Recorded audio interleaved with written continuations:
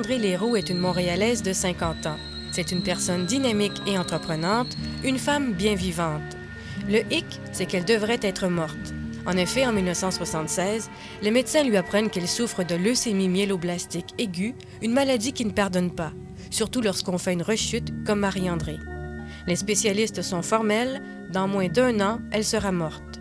Pourtant, 14 ans plus tard, Marie-André est plus vivante que jamais. Est-ce un miracle? Je suis pas un miracle ambulant.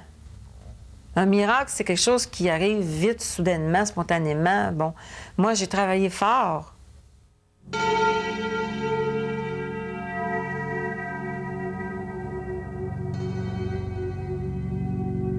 Marie-André a travaillé fort pour guérir. C'est une batailleuse qui croit au pouvoir de la pensée. Après le choc du diagnostic, elle retrousse ses manches et décide de lutter contre la leucémie qu'elle appellera dorénavant le monstre. Quand je l'ai appris, j'ai trouvé ça très bouleversant, puis j'étais estomaquée un petit peu, puis là, j'ai réfléchi, puis ça n'a pas été très long que j'ai dit non, moi, je ne mourrai pas de ça, puis je vais prendre tous les moyens pour m'en sortir. Marie-André essaie d'abord de comprendre comment la maladie a pu s'infiltrer dans sa vie. Lorsqu'elle est tombée malade, c'était une jeune divorcée avec 3 adolescents à sa charge. La tâche était lourde. Lorsque la maladie s'est déclarée, j'étais très épuisée. Et d'ailleurs, j'étais la première à utiliser le mot un burn-out, ça n'existait pas. J'avais senti que c'était comme si j'étais une batterie qui était complètement à terre. Parce que j'étais monoparentale, je devais tenir maison, travailler. Et puis, avec toute la meilleure volonté du monde, là, à un moment donné, l'énergie baissait. Et puis, je me suis retrouvée en épuisement total. Ou d'autres personnes vont faire des dépressions parfois, là, le système nerveux va lâcher. Moi, ça a été mon point faible, le sang, qui a été mon Waterloo. Avant de tomber malade, Marie-André entendait bien les messages de fatigue que lui envoyait son corps. Malheureusement, elle ne trouvait pas les ressources nécessaires pour se reposer. Il faut bien dire qu'il y a 14 ans, l'aide aux familles monoparentales était plutôt rare. Même aujourd'hui, Marie-André ne voit pas très bien comment elle aurait pu éviter l'épuisement. Donc, j'étais dépassée, mais j'essayais de suffire, je suffisais. Dans le sens, je suffisais, j'avais-tu le choix? Je l'avais pas. Fallait que je me lève, fallait que j'aille travailler, fallait que je nourrisse mes enfants. Et ça me fait dire que des fois, tu peux peut-être mourir parce que tu es responsable jusqu'au bout.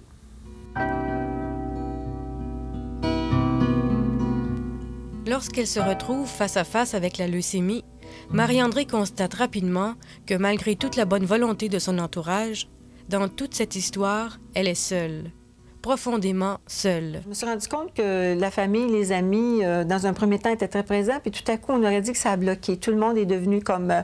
il y en a qui s'éloignaient, il y en a qui ne savaient pas comment réagir. Donc, j'ai pas eu un support moral de la part des autres. Et des fois, je me sentais seule. Marie-André commence sa lutte contre la leucémie, ou le monstre, comme elle l'appelle. Elle essaie d'abord les traitements de chimiothérapie que les médecins lui proposent. Ce n'est pas le genre de patiente très soumise. Et lorsque les effets secondaires de la médication sont trop pénibles, Marie-André exige de réduire les doses ou d'espacer les traitements.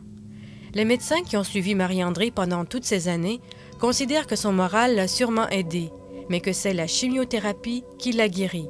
Marie-André, elle, croit exactement le contraire. J'ai toujours considéré que c'était pas la chimiothérapie qui m'avait guérie.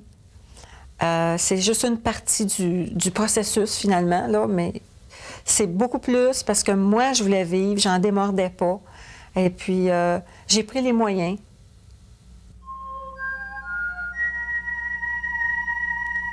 Les moyens qu'elle utilise sont la relaxation profonde et la visualisation mentale. Il s'agit de se détendre complètement et de visualiser ce qui se passe partout à l'intérieur de son corps. Marie-André visualise les cellules cancéreuses sous forme de petites boules qu'elle attaque à l'aide d'un laser imaginaire. Puis là, on va faire comme un laser. Ben oui, on va faire un laser, puis c'est ça, on va bombarder toutes les petites boules. Oui. On bombarde, oui. Oui, il faut faire la guerre des fois. C'est malheureux, mais c'est comme ça. Moi, j'en veux pas de la maladie de la mort dans moi. Puis si je me bats pas, ben c'est eux autres qui vont gagner, hein?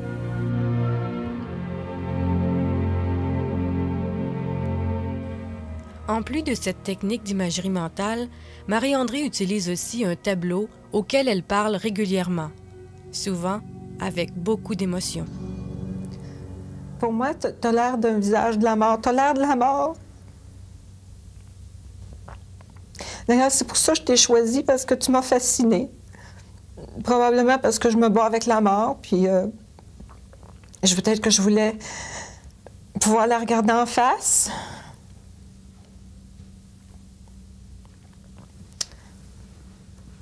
Mais je vais te dire quelque chose, par exemple, tu ne gagneras pas. Tu peux me surveiller tant que tu veux, mais tu ne gagneras pas.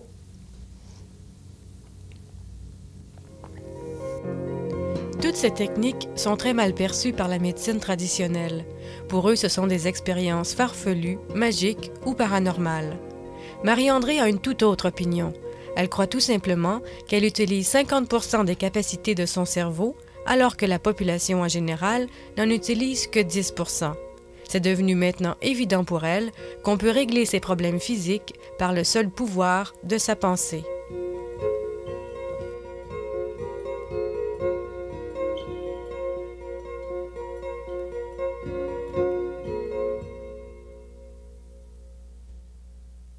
J'avais un kyste sur un pied, un petit kyste, et puis il partait pas. Et puis, c'est comme je croyais pas que j'avais pas pensé de m'en occuper puis de le faire disparaître par moi-même. Je sais pas pourquoi. Je suis allée voir un spécialiste. Il m'a dit, il faut opérer. Là, je suis revenue chez moi, j'ai dit, il faut opérer. Non, je veux pas, moi, me faire opérer. Et j'ai dit, ben, je crois qu'il peut disparaître. Et je veux qu'il disparaisse. Et c'est la phrase magique. Il est disparu.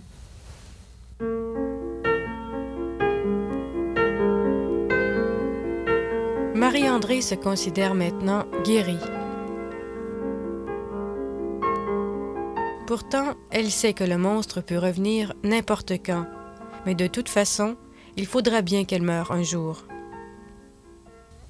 Je me dis, quand ma mission va être accomplie, je vais m'en aller. Donc, moi, je vis pas en m'inquiétant que je pourrais rechuter. Mais j'essaie de vivre pour conserver ma santé le plus longtemps possible, c'est évident. Et maintenant, aujourd'hui, j'ai des meilleures conditions de vie, donc ça me le favorise beaucoup. Aujourd'hui, Marie-André veut faire profiter les autres de son vécu. Très impliquée dans le domaine de la santé, elle est devenue présidente de l'Association québécoise pour la promotion de la santé. Toute son expérience lui permet de conseiller les malades et surtout de les supporter moralement. Tous les jours, Marie-André trouve sur son répondeur téléphonique de véritables appels de détresse.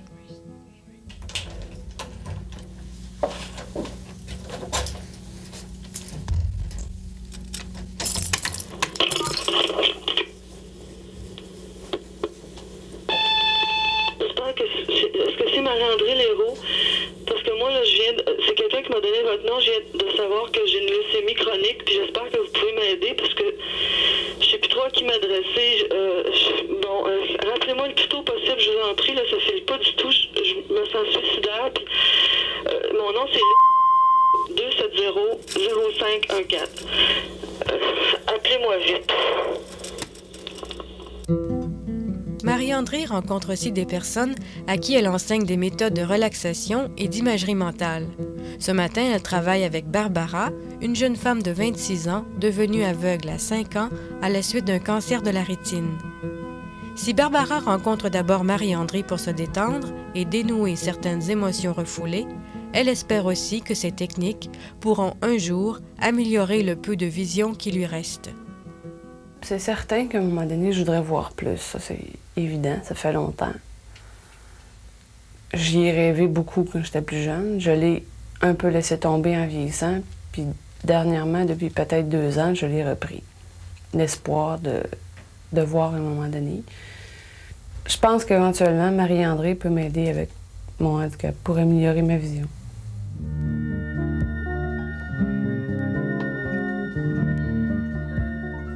En plus de ses nombreuses autres occupations, il arrive aussi que Marie-André accompagne des malades à l'hôpital. En fait, dans toutes ses activités d'aidantes, aussi variées soient-elles, le message de Marie-André reste toujours le même. C'est un message d'espoir. Souvent, les gens arrivent découragés, désemparés. On les décourage aussi. On leur dit des fois, il n'y a plus rien à faire. Mais il y a toujours quelque chose à faire. Puis quand je sens que j'ai réussi à faire ressentir ça à quelqu'un, qu'il y a quelque chose à faire, à ce moment-là, moi, je trouve que c'était merveilleux de se rencontrer. À travers toutes ces activités, Marie-André prend quand même le temps de s'occuper d'elle. Sa maladie l'a rendue plus fragile et surtout plus consciente de ses limites. Pour se ressourcer, elle se rend dans la nature, prendre un bain de calme et de sérénité.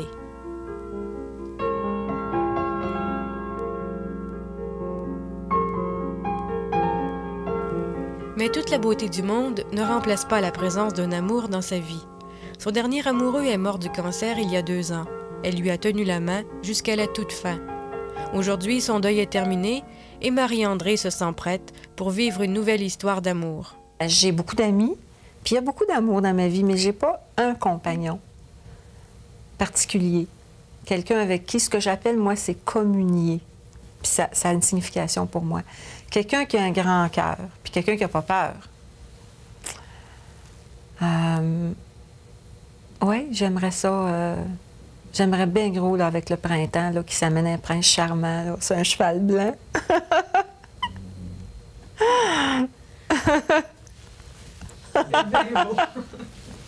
Marie-André Leroux est une femme très déterminée. Elle voulait guérir, elle est guérie. Malheureusement, tous les malades ne connaissent pas le même sort qu'elle. Chaque année, le cancer tue des milliers de Québécois. Marie-André croit que la guérison, ce n'est pas seulement qu'une histoire de volonté. Alors, il y a des gens qui vont travailler fort puis qui guériront pas. C'est pas parce qu'ils n'ont pas essayé. Les gens se culpabilisent beaucoup trop avec ça. Donc, ça veut dire que c'est à chacun ou à chacune de regarder sa maladie et de se demander si je fais tout ce que je peux pour guérir, puis je veux, puis je m'aime, et puis j'utilise aussi ma volonté, puis je prends toutes sortes de bons moyens. Si ça ne marche pas, bien, c'est parce qu'il faut que je l'accepte. Parce qu'il y a aussi de l'acceptation, mais il faut commencer par vraiment prendre tous les moyens pour s'en sortir. Marie-André n'a pas hésité à utiliser tous les moyens imaginables pour s'en sortir, des plus traditionnels aux plus avant-gardistes. Est-ce la chimiothérapie ou bien l'imagerie mentale qui l'ont guéri? Un ou l'autre, un mélange des deux, difficile à dire. Et si c'était plutôt le désir de vivre qui l'avait guéri? Une sorte de foi inébranlable qui peut parfois faire des miracles. Le miracle là-dedans, c'est de se trouver soi et de tomber en amour avec soi puis de s'harmoniser. C'est ça le miracle, dans le fond. C'est peut-être un miracle, c'est pas facile à faire.